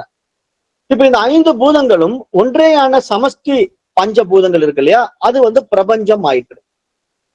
இரண்டாவதாக பிரிந்த 5 பூதங்களும் தனித்தனியாக அப்படியே வியஷ்டியாக உள்ள அந்த பஞ்சபூதங்கள் 25 தத்துவங்களாக உண்டாயிற்று. அது எப்படி என்றால், இது போல பஞ்சபூதங்களையும் சமஷ்டி வியஷ்டி பாகங்களாக செய்த ஒரு பூதத்துடன் மற்றொரு பூதம் சேர்ந்த போது 25 தத்துவங்களாக ஜீவர்களுக்கு உடல் உண்டாகி இருக்கிறது. அப்ப இந்த உடலானது சப்தம், ஸ்பரிசம், ரூபம், ரசம் மற்றும் கந்தம் ஆகிய விஷயங்களை உள்வாங்கும் கருவிகளை குறித்து நடைமுறைக்கு வருகிறது. அதை நாம் ஆராய்கின்றோம் அப்படின்னு நம்ம இந்த இடத்துல பார்க்கிறோம். அப்ப இங்க இந்த பஞ்சபூதங்கள்ல வந்து இப்ப இந்த பிரபஞ்சமும் இந்த 25 தத்துவங்களும் எப்படி உண்டாகியது அப்படிங்கிறதுல உங்களுக்கு இந்த இடத்துல ஒரு குழப்பம் வரலாம். ஏன் வரலாம் அப்படின்னா, இப்போ பஞ்சபூதங்களை எப்படி நம்ம பிரிக்கணும் ஃபர்ஸ்ட் அப்படிங்கிற அந்த ப்ராசஸ் தெரிஞ்சாதான் உங்களுக்கு அதுல கிளியர் பிக்சர் கிடைக்கும். அப்ப அந்த ப்ராசஸ வந்து நம்ம பிரிச்ச உடனே அது எப்படின்னா சமஷ்டி வியஷ்டி அப்படிங்கிற 2 பேர்ல அழைப்போம். அதாவது வேதாந்த சாஸ்திரத்துடைய புதிய புதிய பாஷைகள் இதெல்லாம். அதாவது இப்ப நீங்க வந்து சமஷ்டி வியஷ்டி அப்படிங்கிற வார்த்தை வந்து கேள்விப்பட்டிருக்க மாட்டீங்க. இப்ப நீங்க இந்த பாடத்திட்டத்துக்குள்ள வந்த உடனே பாருங்க, சமஷ்டின்னு ஒரு வார்த்தை யூஸ் பண்ணுதா, இங்க பாருங்க சமஷ்டின்னு இருக்கு. அப்புறம் இங்க பாத்தீங்கன்னா வெஸ்டின்னு இருக்கு. அப்ப என்னங்க புதுசா இருக்கு அப்படின்னு கேட்டீங்கன்னா, இந்த வார்த்தைக்கு என்ன அர்த்தம் அப்படின்னா, சமஷ்டி அப்படின்னா எல்லாம் ஒன்று சேர்ந்தது, வியஷ்டி அப்படின்னா தனியாக இருக்கிறது. அப்ப இதை நம்ம புரிஞ்சுக்கிறதுக்கு எப்படி ஒரு உதாரணம் சொல்லுவோம் அப்படின்னா, ஒரே ஒரு தென்னை மரம் இருக்கு அப்படின்னா அது தனியா இருக்கு இல்லையா, அப்ப அதை வந்து வெஸ்டின்னு சொல்லிக்கலாம். ஆனா பல தென்னை மரங்கள் சேர்ந்த ஒரு தோப்பு இருக்குன்னா அந்த தோப்பை வந்து சமஷ்டின்னு சொல்லிக்கலாம். அப்ப இப்படி புரிஞ்சுக்கணும். சமஷ்டின்னா மல்டிபிளா இருக்கு, வெஸ்டின்னா சிங்கிளா இருக்கு. அப்படி புரிஞ்சுக்குங்க. அப்படி புரிஞ்சுக்கிட்டா இப்ப நமக்கு பஞ்சபூதங்கள்ல இந்த உடல் உருவாகும் போது, இப்ப நீங்க தனி உடலா பல உடலா? இப்ப நீங்க தனி உடல். அப்ப நீங்க இப்ப எந்த நிலையில் இருக்கீங்க? வெஸ்டியா இருக்கீங்களா? ஆனா இப்போ உண்மையிலே நீங்க வெஸ்டியானவர் நீங்க எங்க இருந்து வந்தீங்க? இப்ப தென்னை மரத்துல வந்து தென்னந்தோப்பு இருக்குங்க. அந்த தென்னந்தோப்புல ஒரு 100 தென்னை மரம் இருக்கிற ஒரு தோப்புக்கு போறீங்க. அதுக்கு வந்து என்ன பேர் சொல்லுவீங்க? தென்னை மரம்னு சொல்லுவீங்களா, தென்னந்தோப்புன்னு சொல்லுவீங்களா? தென்னந்தோப்புன்னு சொல்லுவீங்க. அப்ப தென்னந்தோப்புன்னு சொல்லும் போது நீங்க அந்த வார்த்தையை சொன்ன உடனே நான் என்ன புரிஞ்சுக்குவேன்? ஓ, தென்னந்தோப்புக்கு போயிட்டு வந்திருக்காரு, அங்க நிறைய மரங்கள் இருந்திருக்கு, தென்னை மரம் அப்படின்னு நான் டக்குன்னு புரிஞ்சுக்குவேன். நீங்க என்கிட்ட வந்து தென்னையை பார்த்துட்டு வந்தங்க அப்படின்னு சொன்னீங்கன்னா நான் என்ன நினைப்பேன்? ஓ, ஏதோ தென்னை மரத்தை பார்த்துட்டு வந்திருக்காரு அப்படிதான் நினைப்பேன். அப்ப என்னுடைய தாட் ப்ராசஸ் நீங்க நல்லா புரிஞ்சுக்கணும். நீங்க சொல்ற வார்த்தையில நான் அண்டர்ஸ்டாண்டிங் பண்ணிக்கிற கெப்பாசிட்டி மாறும். எப்படின்னா, இப்ப நீங்க வந்து தென்னையை பார்த்துட்டு வந்தேன்னு மொட்டையை சொன்னீங்கன்னா நான் என்ன நினைச்சுக்குவேன்னா, ஒரு தென்னை மரத்தை பார்த்துட்டு வந்திருக்கேன்னு சொல்றாரு நான் புரிஞ்சுக்குவேன். நான் தென்னந்தோப்பை பார்த்துட்டு வந்தேன்னு நீங்க சொன்னீங்கன்னா தோப்புக்கு போயிட்டு வந்தேன்னு நீங்க சொன்னீங்கன்னா நான் என்ன நினைச்சுக்குவேன், நிறைய தென்னை மரம் இருக்கிற தென்னந்தோப்புக்கு போயிட்டு வந்திருக்காரு அப்படின்னு நான் புரிஞ்சுக்குவேன். இது எப்படி உங்களுக்கு பேசிக்கா புரியுதோ அப்படி இங்க எப்படி புரிஞ்சுக்கணும் அப்படின்னா, இப்ப வெஸ்டி அப்படின்னா தனி உடலுங்க. ராமசாமி அப்படிங்கிற ஒரு தனியால் இங்க பூமியில இருக்காரா? பிரபஞ்சத்துல இருக்காரு. பூமியின் கூட வேண்டாம், இந்த பிரபஞ்சத்துல இருக்காரு. குப்புசாமி, கமலா, விமலா அப்படின்னு நிறைய பேர் இங்க பூமியில தனித்தனி உடம்புல இருக்காங்க பாருங்க. அவங்களுக்கு பேரெல்லாம் வெஸ்டி. ஆனா இந்த கமலா, விமலா, இந்த ராமசாமி, குப்புசாமி இந்த பிரபஞ்சத்துல எங்க இருக்காங்க? ஒரே இடத்துல தான் இருக்காங்க. ஒட்டுமொத்த பிரபஞ்சத்துல தான் இருக்காங்க. ஆனா அவங்க வந்து தனியா அபிமானிக்கிறாங்க. ஆனா ஒட்டுமொத்த பிரபஞ்சத்துல அவங்க இருக்கிறது யாராலையும் மறுக்க முடியாது. அப்ப அப்படி ஒட்டுமொத்த பிரபஞ்ச உடலாக இருக்கிற அந்த உடலுக்கு பேரு சமஷ்டின்னு பேருங்க. அப்ப இந்த சமஷ்டி தான் ஈஸ்வர உடல்னு நம்ம சொல்றோம். அதுக்குதான் பிரபஞ்சம்னு பேரு. அப்ப இங்க 5 பஞ்சபூதங்களும் ஒரே அளவுல நின்றுடுச்சுன்னா அது ஈஸ்வரனுடைய உடம்பு. அது தனித்தனியா பிரிச்சு பார்த்தா அது நம்முடைய மனித உடம்பு. அப்ப எப்படி இது நம்ம உடம்பு வந்து தனியா மாறுதுங்க? அது எப்படி ஈஸ்வரனுடைய ஒண்ணா மாறுதுங்க? இது ஒரு பெரிய ஒரு குழப்பமான விஷயமா இருக்கு இல்லையா? இது ஒரு பெரிய சப்ஜெக்ட். இதுக்கு வந்து பஞ்சீகரணம் அப்படின்னு பேரு. இதை நம்ம தனியா பார்க்கலாம். இப்ப நான் அதை ஸ்டார்ட் பண்ணல. அதை நம்ம நாளைக்கு கிளாஸ்ல வச்சுக்கலாம். பஞ்சீகரணம்னா என்ன அப்படிங்கிறத நான் நாளைக்கு கிளாஸ்ல சொல்லித்தரேன். அப்ப இங்க வந்து நீங்க இந்த பஞ்சீகரண தத்துவத்தை நீங்க நல்லா படிச்சிட்டீங்க அப்படின்னா, இந்த படைப்பு எப்படி உருவாகி இருக்கு, இந்த படைப்புல எப்படி பஞ்சபூதங்கள் உருவாகி இருக்கு, இந்த பஞ்சபூதங்கள்ல எனக்கு எப்படி தனி உடல் கிடைச்சிருக்கு, அப்ப இந்த ஒட்டுமொத்த உடலும் ஈஸ்வரனுக்கு எப்படி கிடைச்சிருக்கு. அப்ப ஈஸ்வரன் அப்படிங்கிறவன் யாரு? படைக்கின்ற பிரம்மா, காக்கின்ற விஷ்ணு, அழிக்கின்ற மகேஸ்வரன் அப்படிங்கிற 3 தொழில்களை புரிகின்ற ஒரு மகா சக்தி அல்லவா ஈஸ்வரன். அப்ப அந்த ஈஸ்வரனுடைய ஒட்டுமொத்த உடல் அல்லவா இந்த பிரபஞ்சம். அப்ப ஒட்டுமொத்த பிரபஞ்சத்துல நீங்க நானு எல்லாம் யாருங்க? ஈஸ்வரனுடைய ஒரு அங்கங்கள் தானே. அப்ப ஈஸ்வரனுடைய அங்கங்களா இருக்கிறதுனால நம்ம ஈஸ்வரனுக்கு வேறாக போய்விட முடியுமா? முடியாது. ஏன் அப்படின்னா, ஒரு தென்னந்தோப்புக்குள்ள ஒரு தனி மரம் வந்து நான் தனியா இருக்கிறேங்க அப்படின்னு சொல்றதுனால அது தென்னந்தோப்புல இருந்து தனித்துவப்படுத்த முடியாது. ஏன்னா தென்னந்தோப்புக்குள்ள எல்லா மரங்களோட சேர்ந்துதான் அது இருக்கு, அந்த தென்னை மரம். ஆனா அது தன்னை தனியா அபிமானம் பண்ணிக்கிட்டு நான் தென்னை மரம் தனியா புலம்பிக்கிட்டு இருந்தாலும் நமக்கு தெரியும் அது தனி மரம் கிடையாது, அது தோப்புல இருக்குது அப்படின்னு நாம தெரிஞ்சுக்குவோம். அது மாதிரி இங்க சராசரி மனிதனுக்கும் இந்த மாதிரி வேதாந்த சாஸ்திரம் படிக்கிற நமக்கும் என்ன வித்தியாசம் அப்படின்னு கேட்டீங்கன்னா, சராசரி மனிதன் தன்னை தனிமைப்படுத்திக்குவான், வெஸ்டியா இருப்பான். அப்ப வெஸ்டியா இருந்துட்டு என்ன சொல்லுவான்? நான் செய்கிறேன், இது என்னுடைய விளைவு, என்னுடைய அறிவு, என்னுடைய திறமை அப்படின்ட்டு ஒரு அகங்காரத்துல ஆடிக்கிட்டு இருப்பான். ஆனா வேதாந்த சாஸ்திரம் படிச்ச நமக்கு தெரியும், நீ எங்க தனியா இருக்கிற? ஒட்டுமொத்த சமஷ்டி சரீரத்துல நீ ஒரு பார்ட்டு. அப்ப நீ இங்க என்ன சுயமா சிந்திக்கிற? ஈஸ்வர சிந்தனை உன் மூலமா வெளிப்பட்டு இருக்கு. நீ எங்க இங்க சுயமா காரியம் மாற்ற? ஈஸ்வர காரியத்துல நீ ஒரு பார்ட்டா இருந்து இந்த காரியத்தை செஞ்சிட்டு இருக்க அப்படிங்கிறது நமக்கு புரியுற மாதிரி அவனுக்கு புரியாது. ஏன்னா அவன் தன்னை தனித்துவப்படுத்தி கொண்டான். அப்ப ஈஸ்வரனிடமிருந்து அவன் பிரிஞ்சுக்கிட்டு அபிமானம் வச்சுக்கிட்டான். தன்னுடைய உடல் மேலையும் தன்னுடைய மனதின் மீது அபிமானம் வச்சுக்கிட்டான். அவன் வந்து ஈஸ்வரனை உணர மாட்டான். ஆனா நாம வந்து இந்த பாடத்திட்டங்கள்ல படிக்கும் போது ஈஸ்வரனை உணர முடியும். ஏன் அப்படின்னா, இங்க சமஷ்டி சரீரமா இருக்கின்ற ஒட்டுமொத்த பிரபஞ்சமே ஈஸ்வரனா இருக்கிறதுனால, அதுல ஒரு பாட்டு நானா இருக்கிறதுனால, அப்ப என்னை அதுல இருந்து பிரிக்கவே முடியாது. ஈஸ்வரனிடமிருந்து என்னை பிரிக்கவே முடியாது. அப்ப என்னுடைய விளைவு என்ன? இங்க நான் எதற்காக இங்க இந்த இடத்துக்கு வந்திருக்கிறேன், இந்த விளைவை நான் எப்படி பிரயோஜனமா செய்யணும் அப்படிங்கறத நம்ம இங்க புரிஞ்சுக்கிறது தான் இங்க இந்த பாடத்திட்டத்தினுடைய ஒரு உயர் பரிமாண அறிவுன்னு நம்ம இங்க பாக்குறோம். ஏன் அப்படின்னா, இப்ப ஈஸ்வர சரீரத்துல வந்து ஏராளமான விஷயங்கள் இருக்கு. இப்ப நான் தென்னமரம், தென்னந்தோப்பு அப்படிங்கிற ஓமானத்தை வச்சு உங்களுக்கு ஏன் பேசுறேன்னா எளிமையா புரிய வைக்கிறதுக்காக. இப்ப நீங்க தென்னந்தோப்புக்குள்ள போன உடனே நிறைய தென்னை மரங்கள் மட்டுமா இருக்கா? இல்ல அங்க கீழே வந்து வேற களை செடிகள் நிறைய இருக்கு. அப்புறம் அதுல புழு பூச்சிகள் நிறைய ஊறுதுகிட்டு இருக்கு. பறவைகள் உட்காந்துருக்கு அந்த மரத்துல. அப்ப நீங்க தென்னந்தோப்புன்னு பொதுப்படையா எடுத்துக்கிட்டு வெறும் தென்னை மரம் மட்டும் இருக்குன்னு சொல்லக்கூடாது. தென்னந்தோப்புக்குள்ள ஏராளமான மற்ற விஷயங்களும் கலந்துதான் இருக்கும். ஆனா நம்ம சொல்லும் போது தென்னந்தோப்பு அப்படின்னு பொதுப்படையா பேசுவோம். அது மாதிரி நீங்க பிரபஞ்சம் அப்படின்னா ஈஸ்வரன் அப்படின்னா பொதுப்படையா பேசுறோம். ஆனா பிரபஞ்சம் ஈஸ்வரன் அப்படின்னா அங்க ஈஸ்வரன்னா எப்படி இருக்கிறான்? எல்லாமா இருக்கிறான். புழு பூச்சியா இருக்கிறான், மரமா இருக்கிறான், செடிகளா இருக்கிறான், காய்களா இருக்கிறான், கனிகளா இருக்கிறான், மனிதர்களா இருக்கிறான். அப்ப எல்லாமே அந்த பிரபஞ்சம் என்ற ஒரு விஷயத்துக்குள்ள அடங்குது இல்லையா? அப்ப இந்த ஒட்டுமொத்த அடக்கமும் யாருடைய உடம்பு அப்படின்னா ஈஸ்வரனுடைய உடம்பு. அப்ப ஈஸ்வரனுடைய உடம்பு எப்படி உருவானது, நம்ம தனி உடம்பு எப்படி உருவானது, இது ரெண்டு எப்படி அந்த 25 தத்துவங்களாக மாற்றம் அடைந்தது அப்படிங்கிறத இந்த விஷயத்த நம்ம நாளைக்கு விரிவா பார்க்க போறோம். ஏன்னா அப்படி தனி உடம்பு உருவான பிறகுதான் நம்ம தனி உடம்புல இருந்து இந்த 5 சக்திகள் எடுத்துக்கிறோம். சப்தம், ஸ்பரிசம், ரூபம், ரசம் மற்றும் கந்தம் ஆகிய விஷயங்களை உள்வாங்கும் கருவிகளை கொண்டுதான் நாம் இந்த உலக விவகாரங்களுக்குள்ளேயே ஈடுபட முடியும். இல்லைன்னா நீங்க வந்து இப்ப நான் இவ்வளவு விஷயத்த பேசிக்கிட்டு இருக்கேன், உங்களுக்கு காதே இல்லைன்னா நீங்க எப்படிங்க கேட்பீங்க? இப்ப நான் வந்து இவ்வளவு விஷயத்த உங்ககிட்ட சொல்லிட்டு இருக்கிறேன், எனக்கு வாயே இல்லைன்னா நான் எப்படிங்க பேசுவேன்? அப்ப பாருங்க, நான் வாய் வச்சுக்கிட்டு பேசுறேன், என்கிட்ட இருந்து ஒரு சப்தம் வெளிப்படுது. இப்ப நீங்க காது வச்சுக்கிட்டு கேக்குறீங்க, அப்ப உங்களுக்குள்ள ஒரு விஷயம் உள்ள போகுது. அப்ப இங்க இந்த மாதிரி ஒவ்வொரு சக்தி நம்ம கிட்ட மாற்றம் நிகழுது இல்ல. ஒரு சப்தம் வந்து வெளிப்படுது, அந்த சப்தத்தை ஒரு விஷயம் உள்வாங்குது. அப்ப இங்க ஒரு மாற்றம் நிகழுது. அப்ப இந்த மாற்றம் வந்து வேறு வேறு உடல்கள் மூலமா நிகழ்வதனால மனோரீதியான மாற்றங்களும் நடக்கும். உடல் ரீதியான மாற்றங்கள், மனோரீதியான மாற்றங்களையும் நிகழ்த்துவதெல்லாம் இங்க இந்த உடலுக்கும் மனதுக்கும் அவ்வளவு ஒரு தொடர்பு இருக்கு அப்படிங்கறத நம்ம இந்த பாடத்துல ரொம்ப ஆழ்ந்து பார்க்கிறோம் இல்லையா? இப்போ இந்த அளவுல இன்றைக்கு நீங்க இதை புரிஞ்சுக்கங்க. இதை வந்து நம்ம என்ன பண்றோம்னா பஞ்ச இந்திரியங்கள்னு சொல்றோம். ஞான இந்திரியங்கள், கர்ம இந்திரியங்கள் அப்படின்லாம் இங்க வருது பாருங்க. இந்திரியங்கள், ஞான இந்திரியங்கள், கோலகங்கள் அப்படின்ட்டு இதெல்லாம் நம்ம டீப்பா நாளைக்கு போலாம். இப்ப என்ன அடுத்தது பண்ண போறோம் அப்படின்னா இந்த புக் ரெஃபரன்ஸ் எடுத்துக்கிறோம். வந்துச்சு. ஓகே, வந்துருச்சுங்க ஐயா. பாருங்க, இது வந்து இப்ப நம்ம உடம்பு பத்தி பார்த்தோம். அங்க வந்து நம்ம எத்தனை பார்த்தோம்? 96 தத்துவங்கள் பார்த்தோமா? அந்த 96 தத்துவங்களை விரிவா பார்த்துட்டோம். அதாவது என்னென்ன 5 பூதங்கள் எப்படி அதுக்குள்ள ஆத்ம தத்துவங்களா இருந்தது, அப்புறம் வந்து மற்ற விஷயங்கள் எப்படி இருக்கு அப்படின்லாம் நம்ம அதுல பார்த்தோம். அதை நம்ம ஒரு டைம் நீங்க வெரிஃபை பண்ணிக்கணும். அந்த புக்கெல்லாம் அதுக்குதான் கொடுத்துருக்கேன். இப்ப நீங்க 36 தத்துவங்கள் பாருங்க.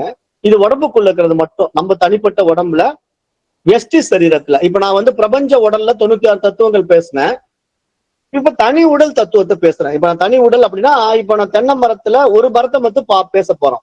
இப்ப ஒட்டுமொத்த தோப்பை பத்தி இப்ப நம்ம பேச போறது இல்லை. அப்படி புரிஞ்சுக்கணும். அப்ப தேகத்தில் உள்ள தத்துவங்கள் என்னன்னா, மோட்சம் அடைய விருப்பமுள்ள ஜீவர்கள் விசாரிக்க வேண்டிய தத்துவங்கள் 36. இப்ப ஜீவர்கள் எல்லோருக்குமே 3 தேகங்கள் இருக்குங்க. நம்ம ஒவ்வொருத்தருக்கும் எத்தனை உடம்பு இருக்குன்னா 3 உடம்பு இருக்கு. அதை நல்லா உள்ள வாங்கிக்கோங்க. அது அந்த உடம்புக்கு என்ன பேரு அப்படின்னா ஸ்தூல தேகம், சூட்சும தேகம், காரண தேகம் அப்படின்னு உங்களுக்கு 3 உடம்பு இருக்கு. ஒவ்வொருத்தருக்கும் 3 உடம்பு. இதை நீங்க இந்த வேதாந்த பாடங்கள் படிக்க வந்தவங்களுக்கு தெரியும். நீங்க புதுசா வந்தவங்க இதை நீங்க ஞாபகப்படுத்திக்கணும் அல்லது மனப்பாடம் பண்ணிக்கணும். ஸ்தூல தேகம், சூட்சும தேகம், காரண தேகம் அப்படின்னு 3 உடம்பு நம்ம இருக்கு. இப்ப நீங்க நினைச்சிட்டு இருக்கிற மாதிரி இந்த பருவுடல் தான் நானா அப்படின்னா, அப்ப இந்த பருவுடல் எங்க இருந்து வந்தது அப்படின்னு நீங்க அடுத்த கேள்வி கேட்டீங்கன்னா அது சூட்சும உடல் இருந்தனாலதான் வர முடியும், இல்லைன்னா வராது. எப்படிங்க எனக்கு புரியலைங்க, இப்ப ஸ்தூல உடல் வர்றதுக்கு சூட்சும உடலுக்கு சம்பந்தமே எனக்கு புரிஞ்சுக்க முடியல அப்படின்னு நீங்க கேட்டீங்கன்னா, இப்ப நான் உங்களுக்கு எப்படி புரிய வைக்கலன்னா, இப்ப நான் வார்த்தையா பேசுறேன்ல, இப்ப வார்த்தையை நீங்க கண்ணுல பார்க்க முடியாது, ஆனா வாய்ஸா காதுல கேக்குறீங்க.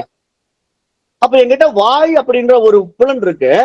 ஆனா வாயிலிருந்து வார்த்தை வெளிப்படுவது ஒரு சக்தி தானே, நல்லா புரிஞ்சுக்கணும். சக்திங்கிறது வேற, அந்த சக்தியை உண்டாக்குகின்ற ஒரு உபாதிங்கிறது வேற. ரெண்டுக்கும் அந்த வித்தியாசத்தை நீங்க புரிஞ்சுக்கணும். இப்ப வெப்பம் அப்படின்னா அது நெருப்புன்னு சொல்றோம்.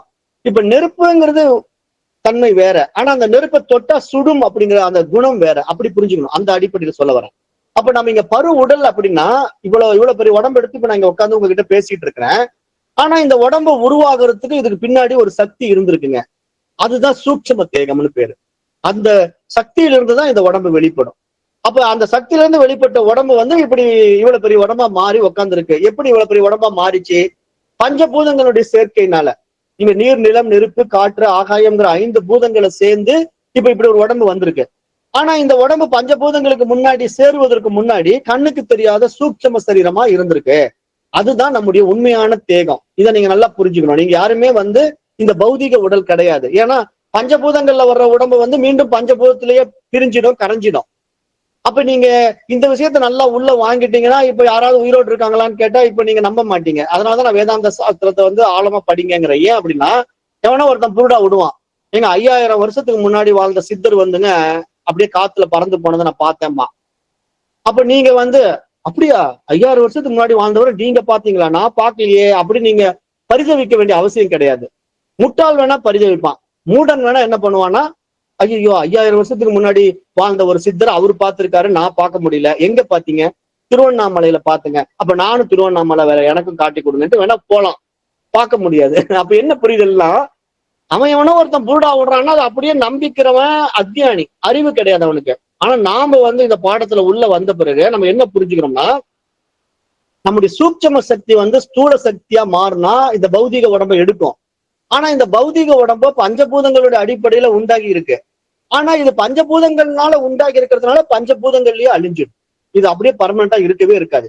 அப்ப எவ்வளவு பெரிய மகா ஞானிகளா இருந்தாலும் பஞ்சபூத உடம்புக்குள்ள வந்துட்டா அந்த தேகத்தை விட்டுத்தான் ஆகணும்.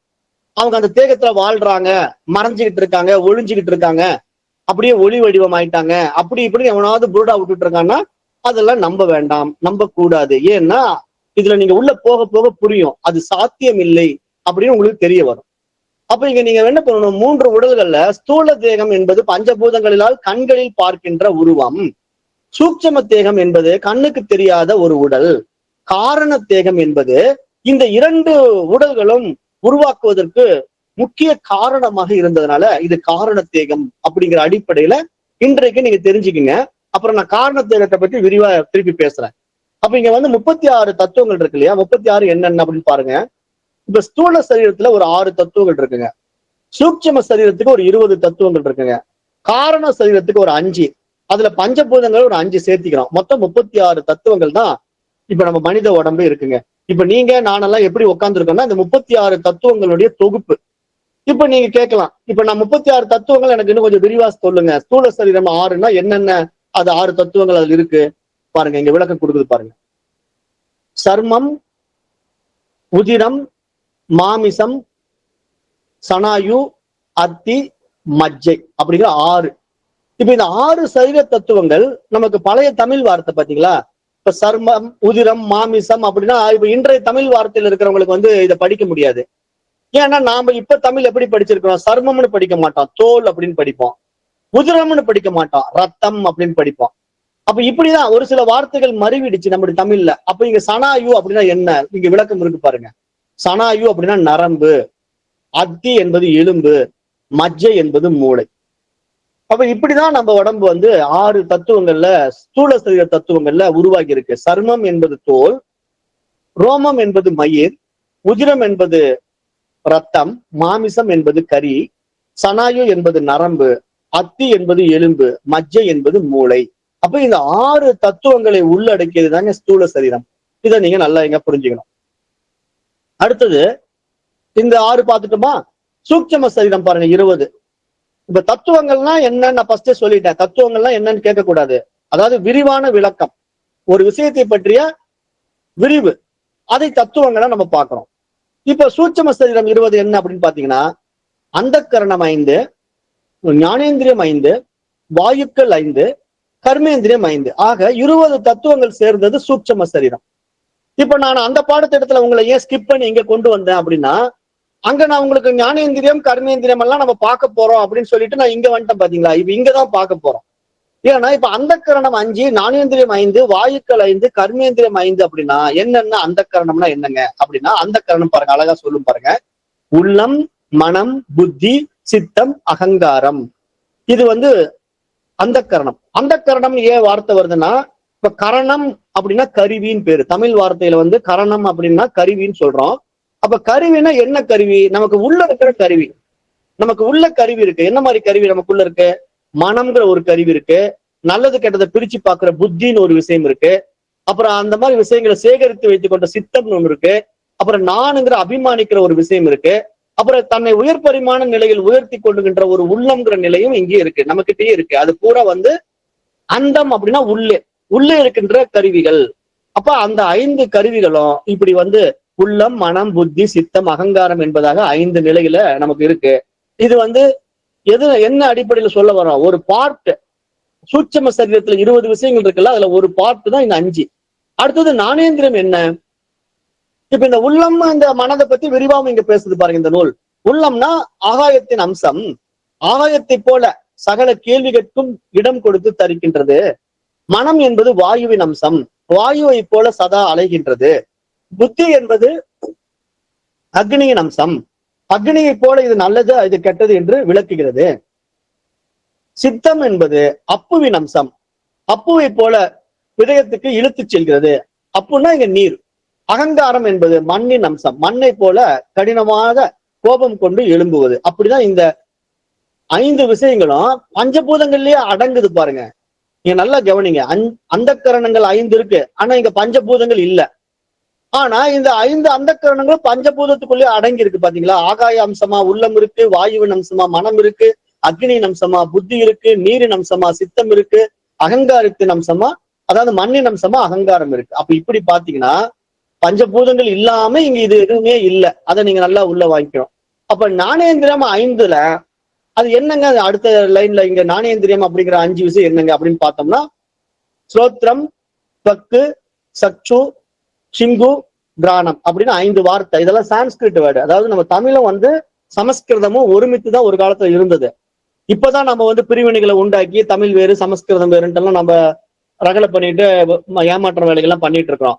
ஆனா அன்றைய தமிழ் அறிஞர்கள் எல்லோருமே சமஸ்கிருத மொழியும் கத்து வச்சிருப்பாங்க. ஏன் அப்படின்னா தமிழ் இல்லாம சமஸ்கிருதம் இல்ல, சமஸ்கிருதம் இல்லாம தமிழ் இல்ல, ரெண்டு மிக்சிங்கே தான் எப்பயுமே. அப்ப இங்க ஸ்ரோத்திரம் அப்படின்னா காது. காதுன்னா என்னன்னா அது ஆகாயத்தினிடமாக சப்தத்தை அறிகிறது. त्वक्னா என்ன? தோல். பாருங்க, நல்லா விளக்கமா கொடுத்திருக்கு பாருங்க. ஸ்ரோத்திரம் என்றால் காது, त्वक् என்றால் தோல், சக்ஷு என்றால் கண், சிங்குவைனால் நாக்கு, கிராணம் என்றால் மூக்கு. அப்போ ஞான இந்திரியங்கள் ஏன் இதுக்கு பேர் வந்தது அப்படின்னா இது ஒரு ஞானத்தை கொடுக்கும். எப்படிங்க ஞானத்தை கொடுக்குது? அப்ப காது எப்படிங்க எனக்கு ஞானத்தை கொடுக்குது? இப்ப பாருங்க, நான் பேசிக்கிட்டு இருக்கிற விஷயத்த நீங்க காது வழியா தான் கேட்கறீங்க. இப்ப காது வழியா கேட்ட உடனே வேதாந்த தத்துவத்தை பத்தி உங்களுக்கு ஒரு ஞானம் வந்துருச்சு இல்ல? இப்போ வேதாந்தம்னா என்னன்னு தெரியாம இருந்தீங்க, இப்ப வேதாந்தம்னா வேதத்தினுடைய இறுதி பகுதி. அப்ப வேதம் நம்ம முழுசா கரைச்சி குடிக்கிறோம்னா அதோட இறுதி பகுதியை பார்த்தா ஓரளவுக்கு நமக்கு எல்லாம் புரிய வந்துடும். அப்ப அந்த ஒரு ஞானம் நமக்கு கிடைக்கணும்னா, அதை பற்றி ஒரு தெளிவை அடையணும்னா நம்ம அதை ஃபர்ஸ்ட் காதுகளால் கேட்கணும். அதுக்கு சிரவணம்னு பேரு. சாஸ்திரத்துல சமஸ்கிருத மொழியில சிரவணம்னா கேட்டல். அப்ப ஸ்ரோத்ரன் அப்படின்னா இங்க காதுகளால் கேட்கின்றவன் அப்படின்னு அர்த்தம். அப்ப ஸ்ரோத்திரம் அப்படின்னா காது. ஆனா அந்த காது பாருங்க இங்கேயும் பஞ்சபூதத்தை தான் வருது. காது சும்மா வரல, ஆகாயத்தினிடமிருந்து சப்தத்தை அறிகிறது. எப்படி ஆகாயத்திலிருந்து சப்தத்தை அறிகிறது? இப்ப பாருங்களேன், நான் எங்க இருக்கிறேன்? கோயம்புத்தூர்ல உட்காந்து பேசிட்டு இருக்கேன். நீங்கெல்லாம் எங்க இருக்கீங்க? அமெரிக்காவில் இருக்கீங்க, மலேசியாவில் இருக்கீங்க, சென்னையில் இருக்கீங்க, இந்தியாவுல பல பகுதிகள் இருக்கீங்க. ஆனா உங்களுக்கு நான் பேசுற வாய்ஸ் அங்க எப்படிங்க வந்தது? ஆகாயத்தினுடைய மார்க்கமா உங்களுக்கு சப்தத்துல கிடைச்சிடுச்சு. பாருங்களேன், எவ்வளவு டெக்னாலஜி வளர்ந்திருந்தாலும் அந்த டெக்னாலஜியை டிரான்ஸ்பர் பண்ணி அனுப்புறதுக்கு, கடத்திக்கிட்டு போறதுக்கு ஒரு ஊடகம் தேவைப்படுது. பாத்தீங்களா? அந்த ஊடகம் தான் இங்க ஆகாயம். ஆகாயம் இல்லை அப்படின்னா இப்ப நீங்களும் இல்லை, நானும் இல்லை. அப்ப எல்லாமே ஆகாயத்திலிருந்து தான் படைக்கப்பட்டிருக்கு. அதை நம்ம பார்க்க போறோம்.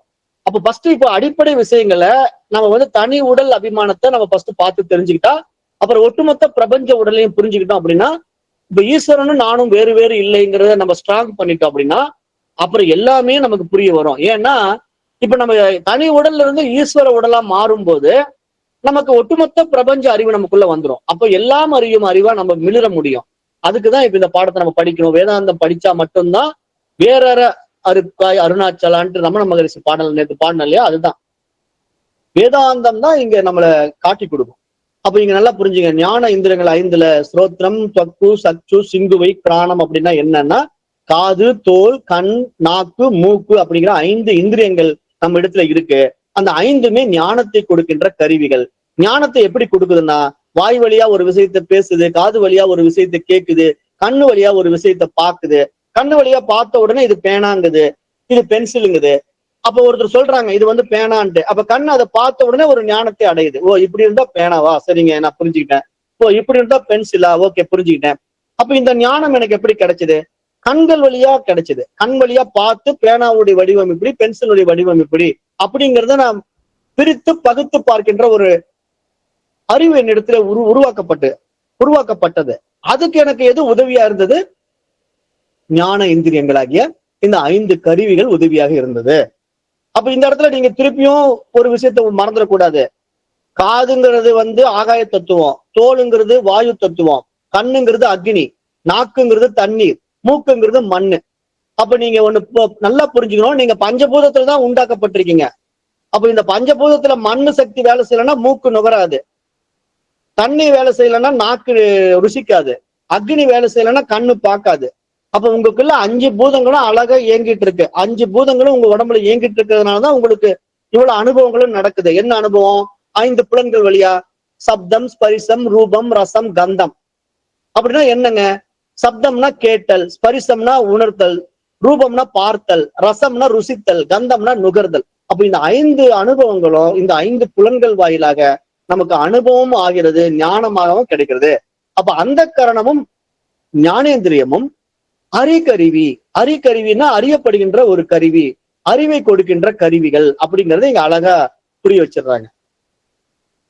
அப்ப புலனடக்கம் அப்படிங்கிற ஒரு விஷயத்த பேசும்போது ஒரு சின்ன டாபிக் இங்க வந்து ஒரு ஹைலைட்டா அவர் காட்டுறாங்க அந்த புக்ல. என்னன்னா புலனடக்கம்னா இப்ப நான் வந்து இப்ப இந்த புலன்கள் எல்லாம் வச்சுக்கிட்டு இருக்கிறேன்ங்களா, இந்த புலன் அடக்குனா அதுக்கு பேரு புலனடக்கம் சொல்றாங்களே, அப்ப எப்படிங்க அப்படின்னு ஒரு கேள்வியை நம்ம எழுப்பினோம்னா அதுக்கு ஒரு விளக்கத்தை கொடுக்குறாங்க பாருங்க. காதிருந்தும் செவிடு, வாயிருந்தும் ஊமை, கண்ணிருந்தும் குருடு, நாவிருந்தும் நாவில்லாமை, அதாவது காலிருந்தும் நொண்டி, ஆண் பெண்ணாயிருந்தும் அழியா இருக்க வேண்டும், முக்கிய விஷயத்தில் பிரவிற்த்தியும் அமுக்கிய விஷயத்தில் நிவர்த்தியும் வேண்டும். அதுதான் புலனடக்கம் அப்படிங்கிற ஒரு சின்ன டாபிக்ல இந்த இடத்துல பாருங்க கொண்டு வந்து நுழைச்சிருக்காங்க. இது இந்த புக்கு வந்து ரொம்ப பழமையான நூல். 1955 வந்த நூல் இது. இந்த நூல் வந்து நாம எல்லாம் பிறக்கவே இல்லை, 1955 வந்திருக்கிற நூல் இது. அப்ப இந்த நூல் வந்து எவ்வளவு விஷயங்கள் அப்பயே சொல்லியிருக்குன்னு பாருங்க. அப்ப புலனடக்கம்னா இப்படி புரிஞ்சுக்கிங்க, அதாவது நம்ம கிட்ட அந்த கருவி இருக்கும், ஆனா அதை நம்ம பயன்படுத்தாம இருந்தா அது புலனடக்கம். கண் இருக்கும், ஆனா அந்த காதுல வந்து தேவையில்லாத விஷயங்களை கேட்காம இருந்தா அதுக்கு பேர் என்னங்க, செவிடு. வாய் இருக்கும், தேவையில்லாத விஷயங்களை பேசாம இருந்தா அந்த வாய்க்கு பேர் என்னங்க, ஊமை. அப்ப நீங்க இப்ப எந்த இடத்துல செவிடனா இருக்கணுங்க, எந்த இடத்துல ஊமையா இருக்கணும் அப்படிங்கிறத நீங்க பகுத்து பிரித்து பார்த்து நீங்க வாழ தெரிஞ்சுக்கிட்டீங்க அப்படின்னா உங்க வாழ்க்கை வந்து சுபிட்சமா இருக்கும். இதெல்லாம் நீங்க இந்த பாடத்தை படிக்க படிக்க உங்களுக்கு எல்லாம் புரிய வரும். இப்ப நம்ம இங்க எங்க முடிக்க போறோம் அப்படின்னா பாருங்க, இந்த இடத்துல வந்து 20 சூட்சும சரீர தத்துவங்கள் பார்த்துட்டு வந்துட்டு இருக்கோம். இப்ப அந்த கரணங்கள் 5 பார்த்துட்டோம், ஞானேந்திரங்கள் 5 பார்த்துட்டோம். இப்ப அடுத்தது வாயுக்கள் 5 பாருங்க. வாயுக்கள் என்னென்ன, வியானன், பிராணன், அபானன், சமானன், உதானன். அப்ப வியானன்னா என்ன, ஆகாயத்தின் அம்சம், ஆகாயத்தை போல சர்வாங்கமும் வியாபித்திருக்கும். அப்ப இந்த வியானன் அப்படிங்கிற இந்த வாயு இருக்குல்ல, நம்ம உடம்புக்குள்ள எல்லா இடத்துலயும் பரவி இருக்கும். அப்ப அடுத்த வாயு பிராணன் அப்படின்னா என்னன்னா, இது வாயுவின் அம்சம். அவ வாயுவை போல இருதயத்திலிருந்து நாசியாதி பரியந்தம் அலையும். நாசியாதி பரியந்தம் அப்படின்னா நம்முடைய மூக்கு துவாரங்கள் வழியாக, நாசிகள் வழியாக போய் போய் வந்துகிட்டு இருதயத்துக்கு நம்முடைய இயக்கத்துக்கு காரணமா இந்த மூச்சு காற்று இருக்கு. அதுக்குதான் இதுக்கு பிராணன் என்று பெயர். அப்ப இங்க பாருங்களேன், காற்று நம்ம சாதாரணமா வியானன், பிராணன், அபானன், சமானன்னு பேசுறோம். ஆனா அதெல்லாம் பஞ்சபூதத்துலதான் இருக்கு. வியானன் வந்து ஆகாய அம்சம், பிராணன் வந்து வாயு அம்சம், அடுத்து அபானன் அப்படிங்கிறது அக்னியின் அம்சம். இது அக்னியை போல ஜடாக்னியாக உஷ்ணித்து அந்த குதத்தை பற்றி நின்று உண்ட அன்னாதிபாதிகளை அன்னபானாதிகளை ஜீரணிப்பிக்கும். அப்படின்னா அன்னம்னா சாப்பாடு, பானம்னா நீர், திரவ உணவுகள். அப்ப இங்க அன்னபானாதிகளை ஜீரணிப்பிக்கும் அப்படின்னா செரிமானம் பண்றதுக்கு இந்த அபானன் அப்படிங்கிற வாயு நம்ம உடம்புல எந்த இடத்துல பயன்பாட்டில் இருக்கு, வயிற்றுக்குள்ள ஜடாக்னியா இருக்கு. அப்ப ஜடாக்னியா உற்பத்தி ஆகி அது நம்மள உடம்பு செரிமானம் பண்றது, ரத்தத்துல வந்து அந்த சாப்பாடை கொண்டு போய் சத்தா மாத்துறது எல்லாமே இங்க உள்ள இருந்து இந்த வாயுக்கள் தான் நிகழ்த்தும். அப்ப இந்த வாயுக்கள் வந்து இது சத்துவா மாத்தி கொடுத்த உடனே அது என்ன பண்ணும், வியானன் எல்லா இடத்துக்கும் கடத்திட்டு போகும், உடம்பு பூரா கொண்டு போய் சேர்த்தும். அப்படி சேர்த்துறதுக்கு நமக்கு உடம்புல ரத்தம் வேணும் இல்லையா, அது சமானங்கிற வாயு பண்ணும். அப்புவின் அம்சம், தண்ணீரை போல, அதாவது சரீர நடுவான நாபித்தானத்தை உண்ட அன்னரசங்களை சகல நாடிகளிலும் இழுத்து செல்லும். அப்ப நம்ம சாப்பிட்ட சாப்பாடை உடம்பு பூரா கொண்டு போய் சேர்த்துறது இந்த சமானன். அப்ப உதானன் அப்படின்னா மண்ணினுடைய அம்சம், மண்ணை போல கடினமான கண்டத்தில் நின்று உண்ட அன்னபானாதிகளை கடையும். அப்ப இது வந்து நம்ம தொண்டைக்குள்ளதான் நின்றுட்டு இருக்கோம் இந்த உதானங்கிற காற்று. அப்ப இது நம்ம சாப்பிடுற சாப்பாடை மென்னு உள்ள தள்ளும் போது நமக்கு அது வயிற்றுக்குள்ள கொண்டு போய் செரிமானம் பண்றதுக்கு சப்போர்ட் பண்ணி இந்த மாதிரி இந்த 5 வாயுக்களும் நம்ம உடம்புக்குள்ள இயங்கிட்டு இருக்கு. அப்ப இந்த இடத்துல பாருங்க, இந்த பாடத்துல நம்ம வந்து அந்த கரணம் 5 பார்த்துட்டோம், ஞானேந்திரம் 5 பார்த்துட்டோம், வாயுக்கள் 5 பார்த்துட்டோம். அடுத்து கர்ம இந்திரியங்கள் பார்த்துட்டு இன்னைக்கு நம்ம வகுப்பை நிறைவு செய்யலாம். அப்புறம் இதை பற்றி விரிவான விளக்கங்கள் நம்ம அப்படியே தொடருவோம். இந்த நீங்க ஒரு புதுசான சப்ஜெக்டா இருக்கும், ஆனா டீப்பா போக போக உங்களுக்கு எல்லாம் புரியும்.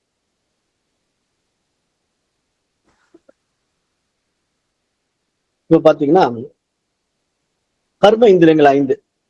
இப்ப இந்த வாயுக்கள் வந்து உபவாயுக்கள் இருக்குங்க. அதை வந்து நாகன், கூர்மன், கிரிகரன், தேவதத்தன், தனஞ்சயன் அப்படின்ட்டு இந்த வாயுக்களோட கூட ஒரு 5 வாயுக்கள் இருக்கு. மொத்தம் வந்து 10 வாயுக்கள், தச வாயுக்கள் அப்படின்னு சாஸ்திரம் பேசும். இப்ப நாகன் அப்படிங்கிறது வாந்தி எடுக்கிறது, கூர்மன் அப்படிங்கிறது நம்முடைய கண் இமை துடிப்பது, கிரிகரன் அப்படிங்கிறது தும்மல் வர்றது, தேவதத்தன் அப்படிங்கிறது கொட்டாவி, தனஞ்சயன் அப்படிங்கிறது இந்த உடம்ப வீங்க செய்யறது.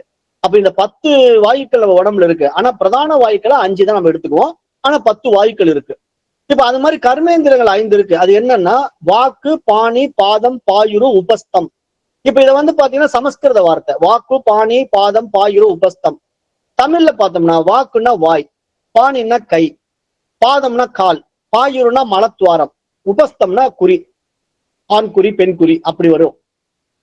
இப்ப பாடினா நமக்கு வந்து தமிழ் மொழியிலேயே வருது. தண்டபாணி அப்படிங்கிறோம் இல்லையா? முருகப்பெருமானை வந்து தண்டபாணி அப்படிங்கிறோம். தண்டபாணின்னா நம்ம தமிழ்ல அப்படி மருவி பேசும்போது தண்டபாணி அப்படின்றான். அந்த கையில வந்து அந்த தண்டத்தை வச்சிருக்காரு, அதனால தண்டபாணிங்கிற பேரு. அப்ப கையில தானே அவர் வச்சிருக்காரு, அதுக்காக அப்படி சொல்ற வார்த்தை.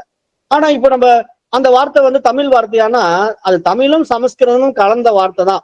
ஆனா நம்ம வீம்புக்காக வேணா அதை மொழி மாற்றத்துக்கு ரகலை பண்ணிட்டு இருக்கலாம். ஆனா இங்க ரெண்டும் கலந்துதான் மொழியே இருக்கு. அப்ப இங்க பாருங்க, வாக்கு, பாணி, பாதம், பாயிரு, உபஸ்தம் அப்படின்னா வாக்குங்கிறது வாய். வாய் எதனுடைய அம்சம் பாருங்க? ஆகாயத்தின் அம்சம். ஆகாயத்தினிடமிருந்து வாக்கு வசனிக்கும். பாணின்னா கை, வாயுவின் அம்சம்.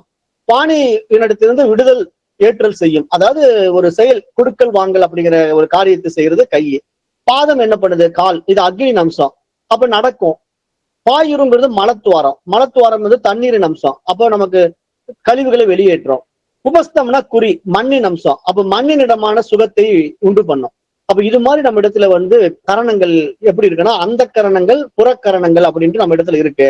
அப்ப அந்த கரணம் என்பது 5. அதுதான் உள்ளம், மனம், புத்தி, சித்தம், அகங்காரம். புறக்கரணங்களா நம்ம இடத்துல வந்து 5 ஞானேந்திரங்கள், 5 கர்மேந்திரங்கள் என்ற 10 கரணங்கள் இருக்கு. இதை தவிர வாயுக்கள் 10. ஆக மொத்தம் இந்த 20 தத்துவங்கள் தான் நம்முடைய சூட்சம சரீரம் அப்படின்னு நீங்க நல்லா புரிஞ்சுக்கணும். ஏன் அப்படின்னா இந்த 20 தத்துவங்களை வச்சுக்கிட்டு தான் நம்ம இந்த உடம்புக்குள்ளேயே வரோம். நம்ம இந்த உடம்புக்குள்ள வரும்போது இப்ப இந்த ஒரு விஷயம் உங்களுக்கு மிஸ் ஆயிடுச்சுன்னா உங்களுக்கு ஊனம் ஆயிடும். ஃபார் எக்ஸாம்பிள் எப்படி நான் உங்களுக்கு புரிய வைக்கலாம் அப்படின்னா, இப்போ ஞானேந்திரத்துல வந்து உங்களுக்கு ஒரு உறுப்பு வேலை செய்யல பாருங்க. இப்ப இந்த கண்ணு வேலை செய்யலன்னு வச்சுக்க, அக்னி உங்ககிட்ட சரியா வேலை செய்யலைன்னா கண் குருடா பறந்துருவாங்க. அப்ப நாக்கு சரியா அந்த பஞ்சபூதத்துல வந்து தண்ணீர் சக்தி உங்க உடம்புல சரியா வேலை செய்யல அப்படின்னா ஊமையா பிறந்துருவாங்க. அப்ப பாத்தீங்கன்னா இந்த பிறப்பு எடுக்கிற இந்த உடம்பு வந்து 5 பூதங்கள்லையும் சரியா வச்சிருக்கணும், 5 சக்திகளையும் சரியா வச்சிருக்கணும். 5 சக்திகள் என்னென்ன?